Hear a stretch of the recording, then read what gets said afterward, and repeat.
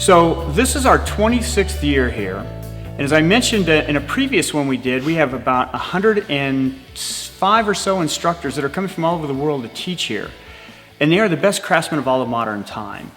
And we don't just do woodworking here, we do some other remarkable things, from glass blowing to jewelry making to forging to concrete casting and paper sculpture. And this is Jeff, and Jeff is an American, but Jeff, help me with your last name. Nishinaka. Nishinaka. And what does that mean, actually? Nishi means west, and Naka means inside or middle, so it translates to Midwest. But you live in? The West Coast. Los Angeles. This is Jeff's first year to be here, and it's a real privilege. I actually have been following his work for a period of time because it's so remarkable. And what he does is he takes paper that's a pretty thin thickness, and he cuts it and bends it and folds it, that gives it depth and proportion. And he works mostly with white paper, which makes it even more stunning. So Jeff, tell me a little bit, what is your background? As far as education? Yeah. Well, I went to UCLA, didn't like it because they had they didn't have a great art department. I shouldn't say terrible, but at that time it was non-existent. So then I had heard about the Art Center and quit UCLA and spent a year working on a portfolio to submit to the Art Center to hopefully get accepted into the program, which luckily I was. You did? Yeah, I was. Yeah. And then what was your degree in? Bachelor of Fine Arts in Illustration. Illustration. So this was kind of in your cards anyway. Yeah, it was. And you graduated in when? May of 1982. And you started your business? Right after. Right after. So you've been doing this your whole adult life. Yeah. Basically, you've been self-employed yourself, living in LA, doing this work. Doing this work. Wow, that is incredible. That's absolutely incredible.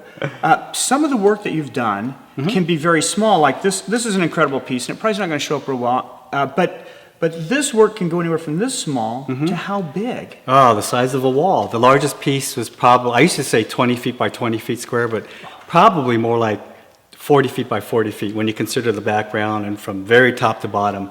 So these are huge installations. And how thick might the layers of paper be by the time they're done? Yeah, well, let's say one element of that huge installation was a tree, even though it was 40 feet, but the tree itself was 15 by 20 feet.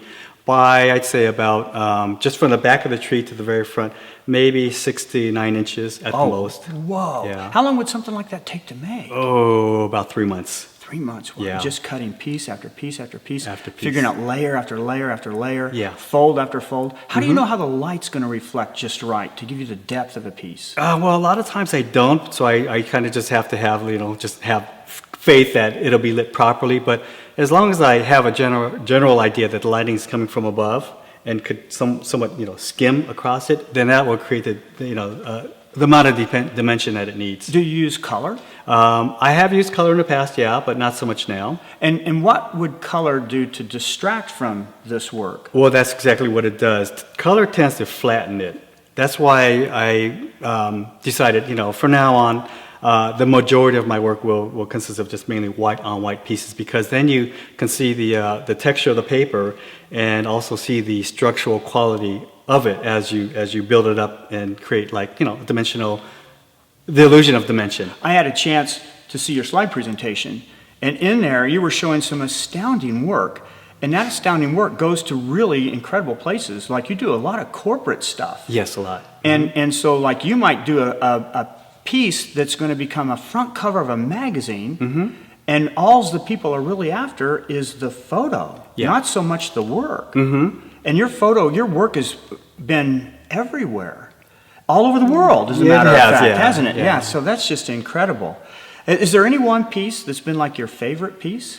I don't have a favorite piece, but there's one favorite piece that, that my friends and fans have liked, and that's the guy on a typewriter. I call him the writer. And So it's a man on a typewriter with a lamp. You've done that several times, haven't you? Five different versions of that. Over all of the years of being in business? Over 30 years. Wow, that's incredible. Like one every 5 years. Being in LA, you probably have a lot of opportunity to rub elbows with a lot of famous people. Do you have many people in LA that are in the famous world that maybe can sign work from you? Well, Jackie Chan is a good friend of mine, and he's commissioned, I kind of estimate about 40 pieces Oh from my me. goodness! Yeah. Wow. For himself and as gifts. And for him though, those are probably actually pieces that he didn't buy for a photograph. He bought Right. the actual pieces. Oh, as art. Yeah, he wanted the originals, and actually they're all in his office. Wow, And- it is just amazing. I know that the first time I contacted you, I was amazed that you even answered the phone. No, of course and I that you would. responded. And for me to have you here, it's a real honor and